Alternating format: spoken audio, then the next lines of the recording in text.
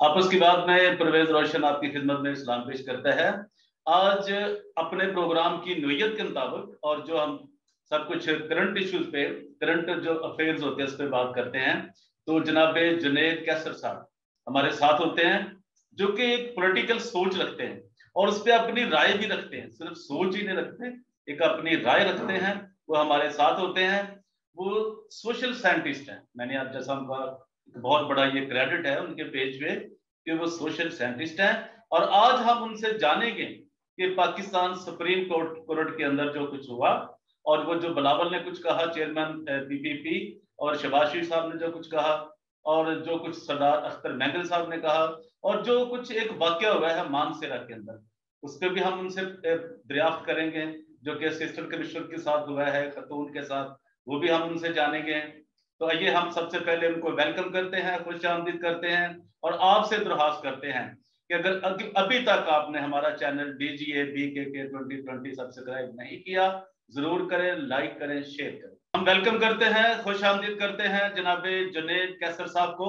हमारे साथ आज फिर वो बैबे नशिस्त होंगे, हमसे गुफ्तगू करेंगे, हमारे नाजरीन के लिए, हमारे देखने वालों के लिए, हमारे व्यूवर्स के लिए, हमारे चाहने वालों के लिए।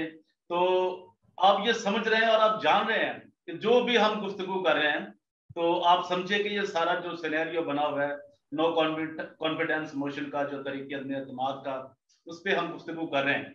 और ये कहाँ तक हम आपको इंफॉर्मेशन दुरुस्त बताने में कामयाब हुए हैं, ये तो आप फैसला करेंगे, आपके हाथ में है।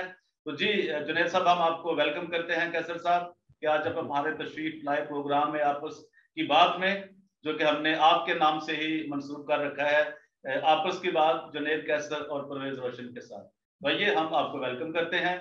और सबसे पहले हम आज जानेंगे कि जो मानसेरा के अंदर मेरी नजर में एक बड़ा अहम वाकया जी हुआ है, वो असिस्टेंट कमिश्नर का, हमें जरा उसके उसके पस मंजर में बताएं कि वो क्या वाकया है और किस तरफ ये माशरा जा रहा है। जी जुनेद कैसर साहब। हाँ, देखिए, आपको पता होगा कि जब बेनजीर भुट्टो साहिबा शहीद, जब हुक्मरान, जब प्राइम मिनिस्टर की कैंडिडेट थी, तो उस वक्त भी कैंपेन चलाई गई कि औरत की हुक्मरानी जो है वो दुरुस्त नहीं है, और उसके लिए मुख्तलिफ जो है मजहबी भी लोगों को इस्तेमाल किया गया। और फिर हमारे यहाँ एक माशरती और समाजी रवैया है कि हम तस्लीम नहीं करते। एक तो ये कि तमाम इंसान इक्वल है, हालांकि जो बैनुल अक़वामी चार्टर है ह्यूमन राइट्स का, उसमें ये वाज़िह तौर पे लिखा गया है कि तमाम इंसान जो हैं इक्वल हैं। सिंफ चाहे उसकी कुछ भी हो, रंग, नस्ल, अकीदा, कुछ भी हो, लेकिन बेसिकली वो ह्यूमन एक इंसान है, और उसके जो डिग्निटी है और जो उसके राइट्स हैं वो इक्वल हैं। तो बदकिस्मती से अब भी हम औरत की जो सलाहियतें हैं, जो उसकी एक बराबरी की बुनियाद पर जो उसका रुतबा है, उसको तस्लीम नहीं करना चाहते। और हुक्मरानी तो उससे आगे का एक अमल है ना, कि पहले तो आप उसको एक मसावी दर्जा देंगे, तो फिर आप उसके बाद हुक्मरानी का तस्वर आता है ना, कि वो आप पे कोई ऑर्डर्स कर सकें, कोई आपका नज्म नस्क जो है वो सोसाइटी का चला सके, गवर्न कर सके, एडमिनिस्ट्रेशन कर सके, एडमिनिस्ट्रेटिव उसके पास राइट्स हों। तो ये बड़ी बदकिस्मती है कि 21वीं सदी में, जबकि हम सोशल मीडिया मौजूद है, हम यूट्यूब पर, गूगल पर पूरी दुनिया को देखते हैं कि वहाँ पर किस तरीके से तब्दीलियां आ रही हैं। अभी भी मैं देख रहा था कि जहाँ जहाँ पर भी औरतों की हुक्मरानी है, चाहे वो न्यूजीलैंड है, कि किस तरीके से उन्होंने कोरोना से जो है, वो सबसे पहले जो है कोरोना फ्री कंट्री बनी न्यूजीलैंड। फिर फिनलैंड में भी खवातीन ने जो उनकी हैं अहम ओहदों पर खवातीन, स्वीडन में और बाकी भी इलाकों में, मुख्तलिफ ममालिक में, जहाँ जहाँ पर भी औरत की हुक्मरानी के हवाले से, एक कल मैं पिछले दिनों रिपोर्ट पढ़ रहा था कि जहाँ जहाँ पर भी औरत की हुक्मरानी है, उन्होंने बहुत बेहतर रिजल्ट प्रोड्यूस किए हैं। अब जी वहाँ पर मुख्तलिफ ह्यूमन राइट्स के इंडेक्स बेहतर हुए हैं, फ्रीडम के इंडेक्स बेहतर हुए हैं, जमहूरियत के इंडेक्स बेहतर हुए हैं, ट्रांसपेरेंसी बेहतर हुई, गुड गवर्नेंस की जितने भी इंडेक्स हैं वो बेहतर हुए हैं। तो बदकिस्मती है कि हम अभी तक उस एक पुराने मुआशरे में रुके हुए हैं। अभी इसको हम सोशल साइंस में ये कहते हैं कि अभी हमारी जो सोसाइटी है ना, वो एक प्राइमरी सोसाइटी है, ये हम्म, सेकेंडरी सोसाइटी में तब्दील नहीं हुई। प्राइमरी सोसाइटी में कबायली रस्म व रिवाज और उसी तरीके से जो है ज़िंदगी गुजारी जाती है ब्लड रिलेशंस के हवाले से, जबकि एक जो सेकेंडरी सोसाइटी होती है उसमें प्रोफेशनल जो ताल्लुकात होते हैं वो वैल्यू रखते हैं कि आपके ह्यूमन टू ह्यूमन क्या रिलेशनशिप है। मतलब फैक्ट्री में आप काम करते हैं, आप तजारत करते हैं, तो उसकी बुनियाद पे पॉलिटिकल पार्टीज के अंदर हम कहते हैं कि एक फैमिली है।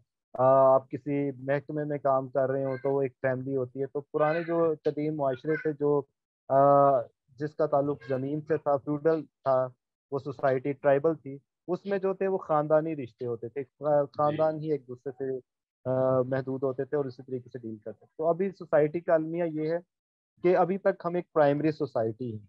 तो ये भी जो रवैये हैं ये उसी की अक्कासी करते हैं कि हम इस चीज़ को तस्लीम नहीं कर रहे। तो जब 50+% जो आबादी है, आपकी ख़वातीन जी की आबादी ज़्यादा है, तो अगर आप उनको मौके फराहम नहीं करते, आप उनको एक बेहतर जो है अपॉर्चुनिटीज प्रोवाइड नहीं करते, उनको इक्वल जो है प्लेटफॉर्म नहीं प्रोवाइड करते, तो ये आप किस तरीके से तवक्को कर सकते हैं कि पाकिस्तान तरक्की कर सकता है, इसका मुआशरा तरक्की कर सकता है, यहाँ पे सियासी डेवलपमेंट हो सकती है, यहाँ पे इकोनॉमिक डेवलपमेंट हो सकती है। जाहिर बात है इकोनॉमिक डेवलपमेंट में जो है खवातीन जब अपना एक रोल प्ले करेंगे, 50+ आबादी जब अपना रोल प्ले करेगी तो फिर ही प्रोडक्शन होगी, फिर ही चीज़ें मैन्युफैक्चर होंगी, बेहतर होंगी। और ज़्यादा हम जो है तरक्की कर सकते इकोनॉमिक डेवलपमेंट के हवाले से। कल्चर भी देखें आप, स्पोर्ट्स में देखें कि खवातीन जो है हर जगह पे पार्टिसिपेट कर रहे हैं। अभी पाकिस्तानी टीम भी वर्ल्ड कप में पार्टिसिपेट कर रही है, क्रिकेट का जो हो रहा है न्यूजीलैंड में। तो मैं तो इसकी सख्त तरीन मजम्मत करता हूँ और लोगों से ये तवक्को करता हूँ कि 21वीं सदी में आप अपने रवैयों को बदलें। आप मुसावी जो है जो राइट्स हैं कम्युनिटीज़ के, मिनॉरिटीज़ के, ख़वातीन के, जेंडर्स के, अभी भी पेशावर के वाक़यात आप देखते होंगे जिसमें जी ट्रांसजेंडर जी जो कम्युनिटी है वहाँ पर लोगों को कत्ल किया जा रहा है। और ये बड़ी अफसोसनाक और तशवीशनाक पाकिस्तान की सूरत हाल है। तो ये हम इस तरीके से अमल करते हैं, फिर हम कहते हैं कि मगरिब हमारे खिलाफ साजिश कर रहे हैं। ठीक है ना, जब आप अपने रूलर्स को, अपने जो आपको जिन्होंने एक स्टेटस हासिल किया, जिन्होंने मुकाबले के इम्तिहान पास किए हैं, इंटरव्यूज के प्रोसेस से गुजरे हैं, एक हाईली पोजीशन हासिल की है, तो हम उसकी वो जो है अचीवमेंट्स उसको तस्लीम नहीं कर रहे, उसके स्टेटस को तस्लीम नहीं कर रहे, उसके रुतबे को, उसकी पोजीशन को तस्लीम नहीं कर रहे। तो ये बड़ा एक लम्हा फिक्रिया है हमारी सोसाइटी के लिए। तो मैं तो इसकी शदीद मजम्मत करता हूँ और इस जी प्लेटफॉर्म से हम मजम्मत करते हैं कि इस तरीके के वाकयात हो रहे हैं। और नया पाकिस्तान इसको हम ना, तो इसको नया पाकिस्तान पहले नाम दिया गया था, फिर इसको एक रिलीजियस स्टेट बनाने की कोशिश की। तो फिर अब जब हमें एक ऐसी रियासत में इस तरीके का अमल देखते हैं तो इसमें बाइस शर्मिंदगी के अलावा और क्या है। तो मतलब जी यही हमारी इंटरनेशनल इमेज भी बनती है कि हम क्या कर रहे हैं। ठीक है ना, कोई खुदकुश बम्बार बना हुआ है। ये रमेश कुमार साहब के खिलाफ जिस तरीके की शहबाज गिल ने जो बेहुदा जुबान इस्तेमाल की, वो किसी मेन स्ट्रीम मीडिया पे तो दूर की बात है, मैं तो इसको यूट्यूब पे भी तस्लीम करने की बात मतलब नहीं, इसको कबूल करना चाहिए। मतलब यूट्यूब पे तो एडिटोरियल चेक तो नहीं होता जैसे तो उसमें भी काबिल मजम्मत है। और आप इतने बड़े एक चैनल पे बैठ के नेशनल मीडिया पे बैठ के आप इस तरीके की जुबान इस्तेमाल कर रहे हैं, तो ये बड़ा इसलिए हमारे रवैयों की अक्कासी करते हैं। तो इस हवाले से जो रमेश कुमार ने दुरुस्त किया, उन्होंने जो FIA को भी नोटिस यहाँ पे दिया है और इनको जाने का नोटिस दिया 10 करोड़ का शहबाज गिल को। तो ये बड़ा अच्छा किया उन्होंने। और मैं समझता हूँ पीका का सबसे पहले जो है इतलाक जो है वो शहबाज गिल पे होना चाहिए। शहबाज गिल को 6 महीने के लिए अरेस्ट कर लेना चाहिए। ठीक है ना, जो मतलब अब पीका ऑर्डिनेंस है उसके तहत बगैर जमानत के जो है शहबाज गिल को 6 महीने के लिए अरेस्ट कर लेना चाहिए। तो फिर अभी मैं देख रहा था, अभी मैंने शायद आपके साथ भी शेयर की उसके सलीम साफ़ी साहब की, जो उन्होंने मतलब हिंदू अकायद के जिस तरीके से मजाक उड़ाया, मैं समझता हूँ ये बड़ी काबिल मजम्मत बात है जी जी कि आप सियासत में दूसरों के मज़ाहब को इस तरीके से यूज़ करते हैं। तो ये आपको नहीं करना चाहिए। आप ठीक है, आपको खुदा ने इज्जत दी है और आप एक बड़े मनसब पे हैं, आप एक पोजीशन है, आप एक सेलिब्रिटी का जो है स्टेटस एंजॉय करते हैं, लेकिन आपको मतलब मैं समझता हूँ आपको लफ्ज़ में कहना चाहिए, शर्म आनी चाहिए आपको कि आप किसी के अकायद के बारे में इस तरीके की गुफ्तगू करते हैं। ठीक है, आप सियासत करें, आप आपकी कोई पॉलिटिकल मुखालफत है, आप उसको तशबीह देने के और बहुत सारे तरीक़ेकार हो सकते हैं, लेकिन ये क्या कि आप किसी मज़हब के बारे में इस तरीके से बात करें, उनके अकायद जो भी हैं, आपको उससे इख्तलाफ हो सकता है, लेकिन मैं तो मतलब वो लफ्ज़ जो यूज़ किया उन्होंने ये तो वो आप ये समझे ना, जैसे पहले कामरान शाहिद ने हमला किया है वो रमेश जी कुमार के ऊपर, इसी तरह सलीम साबिर साहब ने भी एक हमला कर दिया। अब जी ये इसके पीछे क्या एक कहानी है, ये भी खुल जाएगी, पता चलेगा ये क्या मामला है क्या नहीं। और अब उनके बाप ने जो यू टर्न लिया है कि जी वो दल्ला है, वो दलाल है, वो जी जमीर फरोश हैं, उन्होंने अपना बेचा है, तो अब उनके वालिद साहब कह रहे हैं जी वापस आ जाएं आप, यू टर्न आ जाती। इसको आप कैसे देखते हैं? पहले तो उनको मैं अभी क्या कहने लगा था, मैं कहने जी लगा था अभी कि इन्होंने ये माला कार्ड में पहले कल ही अभी कहा है ये, जी जी यानी कि जी संडे को, आज मंडे है और हम जब ये प्रोग्राम कर रहे हैं तो आज 21 मार्च है, 2022 मतलब है। तो ये आप समझें ये किस तरह का मामला है। अभी वो कह रहे हैं जी जी वापस आ जाओ, आप हमारे बच्चे ही हो, तो फिर जो उनसे पहले प्रॉब्लम हुई है वो इन्हीं के बच्चे थे ये, या यू टर्न है, जी व्हाट इज उसमें दिस? उसमें मैं ये कहने लगा था कि आप पहले अपने बच्चों के तो सही वालिद, पहले जो कहता है उसको पहले अपने हकीकी बच्चों के तो सही वालिद बनना हम्म। चाहिए, लेकिन बहरहाल उनका एक पर्सनल इशू है। जी जी। लेकिन बात ये आपके उसी तकरीर के अंदर आप देखें कि वो ये पहले कह रहे हैं कि ये तो बिक चुके हैं, ये तो ज़मीर फरोश हो गए हैं, मतलब ये है। एक उन्होंने पूरी कौम को सियासी शऊर दिया है, तो सियासी शऊर उन्होंने पूरी कौम को तो दे दिया, लेकिन जो उनके अपने मेंबरान असम्बली हैं, जो उनके साथ वाबस्ता रहे, उनको नहीं दे सके। हालांकि मैं समझता हूँ उनके पास ज्यादा सियासी शऊर है कि उनको पता है कि उन्होंने नेक्स्ट इलेक्शन में वो पीटीआई से कामयाब नहीं हो सकते। पीटीआई जो है वो खत्म हो चुकी हुई है, उसका किसी ने टिकट नहीं लेना। आप देखें कि ये जब ये अभी तो ये 63 से डरा रहे हैं कि इससे ताहयात नाहली होगी, अगर ये वाला भी इनसे हट गया ना, ये खतरा, ये जिस तरीके से ये कह रहे हैं, हम्म। तो आप देखें कि ये इनके पास तो बचना ही कोई नहीं। इनके पास तो शहबाज गिल के अलावा और ये फवाद चौधरी और शेख रशीद के अलावा कोई बचना नहीं है, क्योंकि इनको किसी पार्टी ने लेना नहीं। इन्होंने जुबान जो इस्तेमाल की है अपने सियासी मुखालफिन की, ब्लो द बेल्ट, तो इनको तो किसी ने लेना नहीं है। तो बाकियों की तो फिर भी माफी तलाफी हो सकती है, और वो बहुत सारे लोग हैं जिन्होंने कोई इस तरीके की लैंग्वेज यूज नहीं की। लेकिन ये जो लोग इस्तेमाल करते हैं, फिरदौस आपा, फिरदौस आशिक कमान, जिस तरीके की जिन्होंने इस्तेमाल की है, ये वो लोग हैं जिन्होंने मतलब शाह से ज्यादा शाह की वफादारी करते हुए जो है अपना पॉलिटिकल कैरियर खत्म कर दिया है। हम्म। तो इसमें जो एक तो वो डिफाई कर रहे हैं इमरान खान इलेक्शन कमीशन के मुख्तलिफ, फिर आप बात करते हैं कानून के ऊपर से ऊपर कोई नहीं होता, कानून से सारे नीचे होते हैं। आपको इलेक्शन कमीशन बार बार कह रहा है कि आप ये इलेक्शन लॉज की खिलाफ वर्जी कर रहे हैं, आप जलसों में शिरकत करके प्राइम मिनिस्टर बतौर जो है वो कर रहे हैं, और उनके जो अहकामात उनको डिफाई कर रहे हैं। तो कि ये मतलब इमरान खान जो है ना यहाँ तक पहुंच गए हैं कि वो अब अपने जो उन बच्चों को मतलब ये कह रहे हैं कि उनको बददुआएं दे रहे हैं, उनके बच्चों को बददुआएं दे रहे हैं, मतलब जिन अब उसके ये सादा हुए वो असल वो चक्कर है ना पीर पीरनी का, ये भी तो है ना कुछ। चलिए हम ये नहीं कहते हैं जी जी उसको। अच्छा एक और जी जी वो बात है कह रहे हैं। जुनैद साहब, ये भी बताना चाहता हूँ, आज दोस्तों से शेयर कर रहा हूँ अपने देखने वालों से, कि उस दिन तो वो कह रहा था शहबाज गिल, फैसलाबादी जुगतबाज जो ना, वो ये कह रहा था कि जी ये जी बोर्ड ने लेके आया जी रमेश कुमार, तो इसलिए इसकी तो कोई इज्जत नहीं है।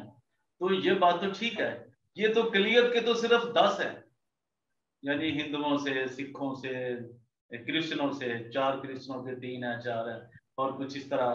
तो जो भी उनके पास बचे हुए हैं, जो बैठे हैं, जमशेद थॉमिस है एक एमएनए क्रिश्चियनों का, तो क्या उसको भी निकालेंगे लोग? उसने भी तो वोट नहीं लिए। शलीला रूथ है, उसने भी तो वोट नहीं लिया।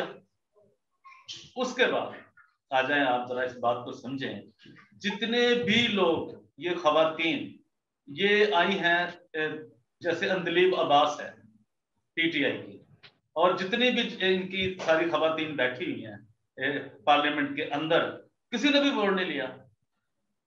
तो नॉमिनेशन पे आई हैं, नामजद होके आई हैं, तो उनके बारे में उनका क्या ख्याल है, ये उनसे कोई पूछेगा। फर्रख हबीब साहब जो है वो भी फैसलाबाद के ही हैं, वज़ीर इत्तलात भी हैं, और ये भी गिल साहब जो हैं बड़े, वो कहते मैंने बड़ी पंजाबी आंदी बड़ियां गल्लां, पंजाबी जो ने सुनी भी नहीं किसी को ना पंजाबी हिंदी की। पंजाबी तो बड़ी इज्जत वाली बात होती है, तो रख रखाव रखती, किसी के एहतराम सिखाती है, इस तरह की जुबान नहीं सिखाती। तो जो वो बात कर रहा है, तो वो पंजाबी की मुखालफत कर रहा है, उसकी तारीफ नहीं कर रहा, पंजाबियों को बदनाम कर रहा है। तो ये देखें, अब उनके लिए उनके पास कोई फार्मूला नहीं है कि उनको भी शटअप कॉल दे दे कि भी आप भी निकल जाओ, आपने तो वोट ही नहीं लिए, और अपने भी वोट गिना दे, वो वोट कितने लेके आया। सही। तो इसमें चले ये यही क्राइटेरिया भी ले लें, तो आप देखें कि रमेश कुमार साहब का तो फिर भी वोट है, वो तो हाँ तहरीक आदमी है, तो में अपना वोट डाल सकते हैं। शहबाज गिल को तो वोट भी नहीं है उसके पास। वो तो जो 172 पूरे करने हैं इमरान खान ने, वो उसमें एक रमेश कुमार का भी वोट है, लेकिन बिल्कुल उसमें सही, शहबाज गिल का वोट नहीं है। बिल्कुल तो सही। मतलब ये तो एक पॉलिटिकल और टेक्निकली और एक पार्लिमानी सिस्टम के मैकेनिज्म की बात है ना। इसमें तो चले आपने वो प्रायोरिटी लिस्ट के मुताबिक कब के जिस तरीके से भी एमएनएज आए, सेनेटर्स भी आते हैं, उनका भी एक तरीकाकार है। तो ये आए हैं ये इस तरीके से।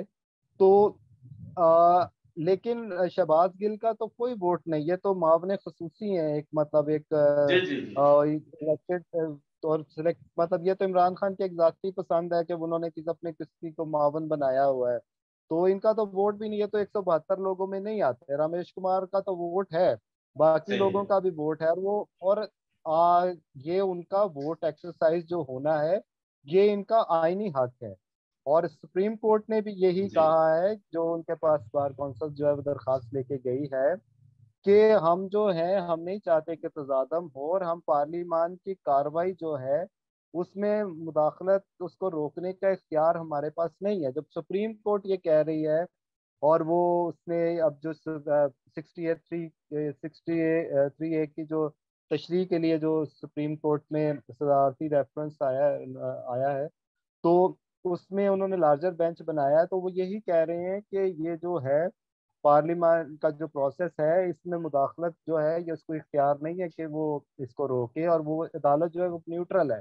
तो चेयरमैन बिलावल साहब ने भी यही आज कहा है कि हम जो है अपने सियासी जो फैसले हैं वो खुद करते हैं, वो पार्लियामेंट में करते हैं, और आइन की तशरीह के लिए जो है वो सुप्रीम कोर्ट में आते हैं। और वो इस बार कौंसल्स का उन्होंने शुक्रिया अदा किया कि उन्होंने ये मुमकिन जो तजादम है उसको रोकने के लिए और मुल्क को आइन और कानून की पटरी पर रखने के लिए जो ये दरख्वास्त दी है, इससे जो है तजादम का खतरा जो है वो रुकेगा। और सुप्रीम कोर्ट के जो रिमार्क्स आ रहे हैं वो बड़े पॉजिटिव हैं, हौसला अफजा हैं, कि जिसमें ये तजादम से रोकने की बात की गई और ये कहा जी गया जी। है। आप लोग सुने तो मामला तो अभी सुन आप लो। समझते हैं कि ये 25 जो उन्होंने डेट दी है, इसमें अदम एतमाद की जो ये मोशन चल रही है, जो तहरीक चल रही है, ये कंप्लीट हो जाएगी या कोई और रुकावट आएगी? अब जो कल का दिन अभी जी और वो है ना, तो कल का भी है, नहीं वो यानी 22 है और उसके बाद 24 है। जी उसमें बात यह है कि ये जब तहरीक अदम एतमाद आई थी तो वो 8 मार्च था, और रेक्विजिशन की भी 8 मार्च थी डेट उस दिन। तो उसके 14 दिन के अंदर जो है ना वो बुलाना जरूरी था, और आईनी तकाजा था, जो कि 21 कल की तारीख बनती थी।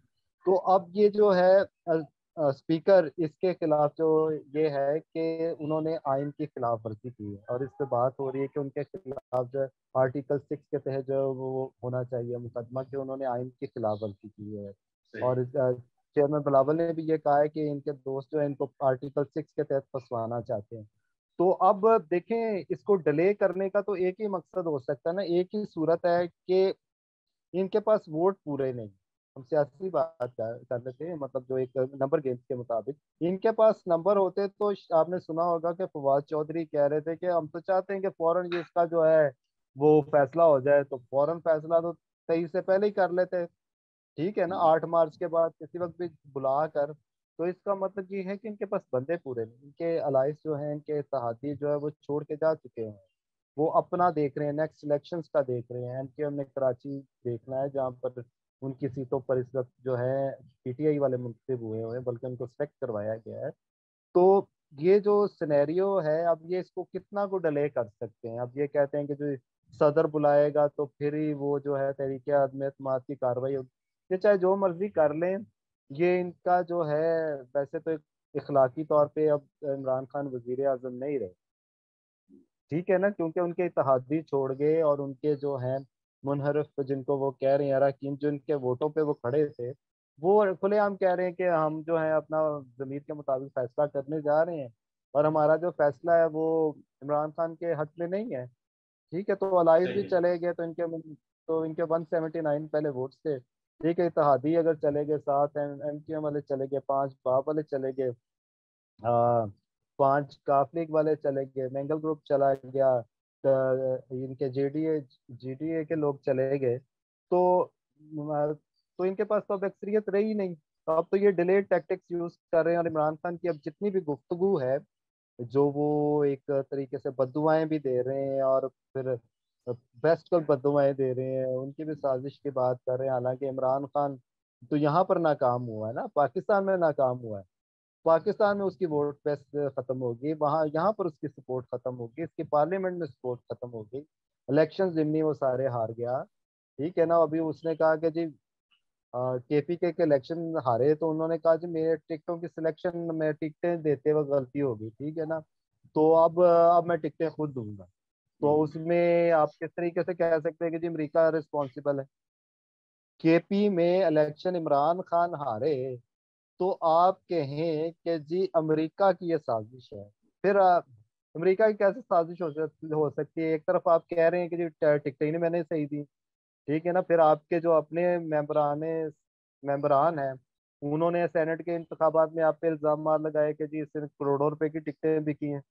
इमरान खान ने तो किसी गरीब बंदे को तो सेनेट का टिकट नहीं दिया, वो जी तो जी। सारे अरबपति लोग हैं।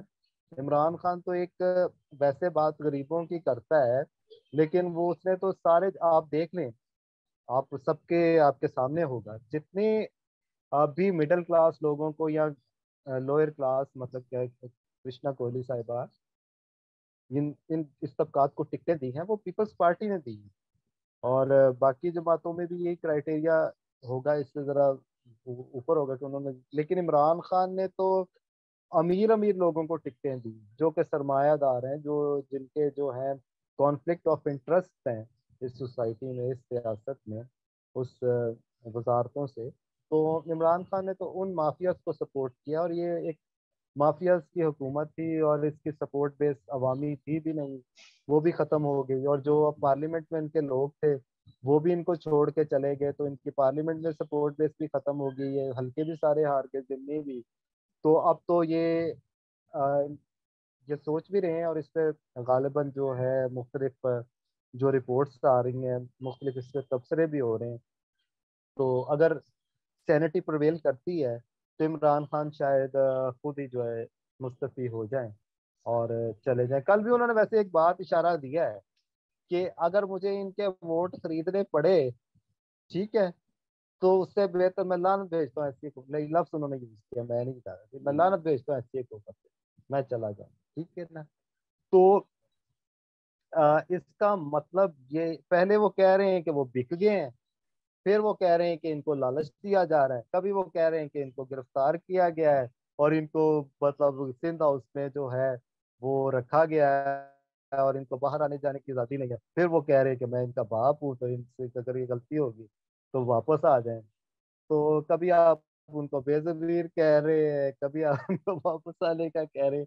तो इमरान खान की अपनी एक तकरीर आप उठा लें, तो उसमें मुख्तलिफ किस्म के जो है ना आपको तजादात नजर आएंगे, और इन सब चीज़ों को कवर करने के लिए उनके पास एक ही चीज़, और वो है मजहब।